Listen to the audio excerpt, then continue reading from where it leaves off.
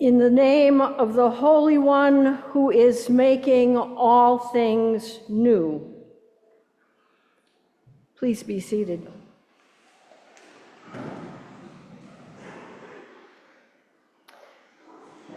First of all, I need to say, if you are expecting a sermon to focus specifically on the raising of Lazarus, you will not hear it this morning. I commend to you the sermon preached yesterday by our new presiding bishop at his installation to that office.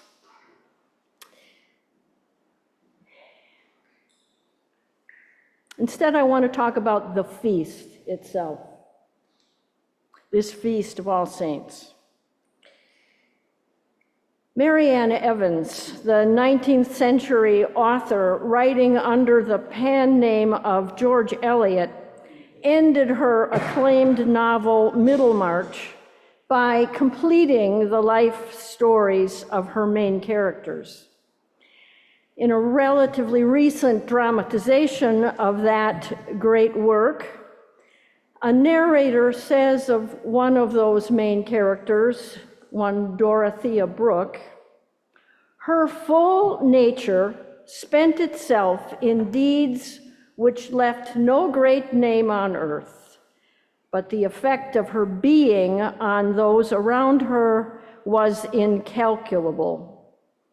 For the growing good of the world is partly dependent on unhistoric acts and on all those Dorotheas who live faithfully their hidden lives and rest in unvisited tombs. Hidden lives lived faithfully. The church has special set days for named and known saints, the heroes and heroines of the faith. But there is also this feast day for remembering them all together, along with all the unknowns, the faithful ones leading so-called ordinary lives. Saints who have departed this life and saints who walk among us.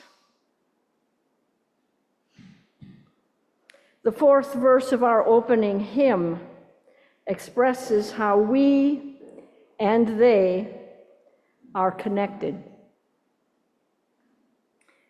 We feebly struggle, they in glory shine, yet all are one in thee, for all are thine.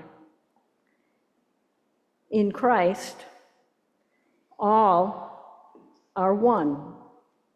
All, that little word. The psalm today said it. The earth is the Lord's and all that is in it, the world and all who dwell therein. All of us belong together. The ones we call saints teach us much by their example. In the words of Christine Walters Paintner, they embody love and humility because they are able to set aside their own plans and what they think is the best path forward and have a practice of listening for holy direction. They take risks and follow the divine's lead into new ways of serving others. They are also fully human and struggle with all the things that humans do. Excuse me. All the limitations we encounter through body and spirit. Another thing, if our view of reality is not unnecessarily limited to the kind of knowledge that can be scientifically verified, we might better appreciate that we are not alone. The saints are close to us, and as one preacher once said in a 2-line sermon, there are a lot of them, and they are on our side.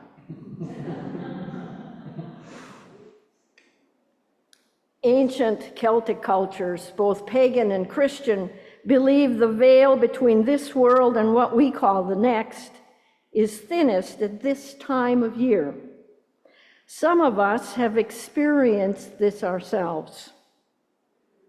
I don't think it's at all accidental that the Church of the 9th century placed the Feast of All Saints at the beginning of November, this thin time.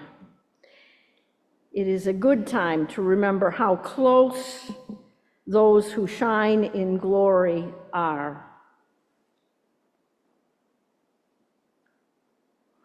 One wise spiritual teacher of my acquaintance calls them the wise and the well, those saints and ancestors who still surround us in love and join us in worship. Notice how every celebration of the Holy Eucharist recalls their presence.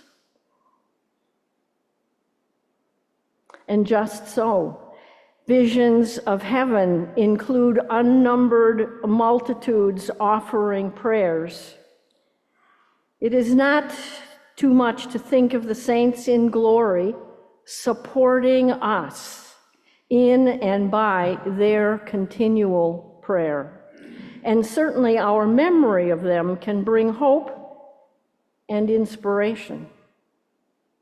If you've ever spoken to a departed loved one, perhaps you can appreciate how those we love and who loved us continue to be a part of our lives. We call this multitude gathered around the throne of grace, and yet with us still the communion of saints. And we are right to count ourselves part of that fellowship divine.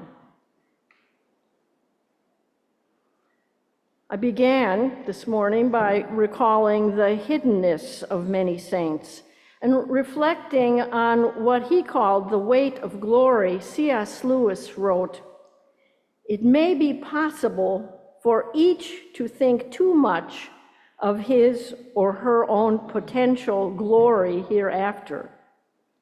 It is hardly possible to think too often or too deeply about that of one's neighbor. It is a serious thing to live," Lewis said, "in a society of possible gods and goddesses, to remember that the dullest and most uninteresting person you talk to may one day be a creature which, if you saw it now, you would be strongly tempted to worship." Lewis also said, "There are no ordinary people. You have never talked to a mere mortal. Nations, cultures, arts, civilization, these are mortal, and their life is to ours as the life of a gnat. But it is immortals with whom we joke, work with, marry, snub, and exploit. Next to the Blessed Sacrament itself, your neighbor is the holiest object presented to your senses."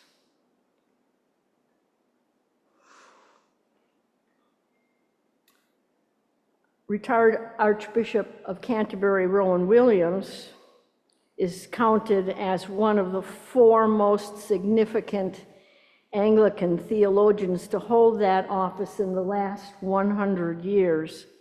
He has observed that the most compelling evidence for Christian belief itself does not consist of logical, rational arguments, but of our experience of people whose ways of living show us a world we'd like to live in. Saints are such people. In short, it doesn't take a scholar or formal ecclesiastical procedure to see a saint. So on this feast of All Saints, I want to suggest and actually ask you now to try out a few spiritual practices, things you might want to cultivate. First, right now, notice who is sitting near you, beside you, behind you, in front. Each seeking, searching, struggling, just like you.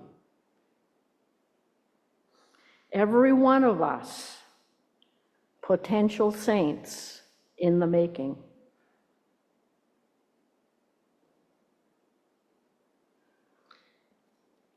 And now allow the Spirit to bring to mind someone whose life has touched yours with truth, goodness, and/or beauty.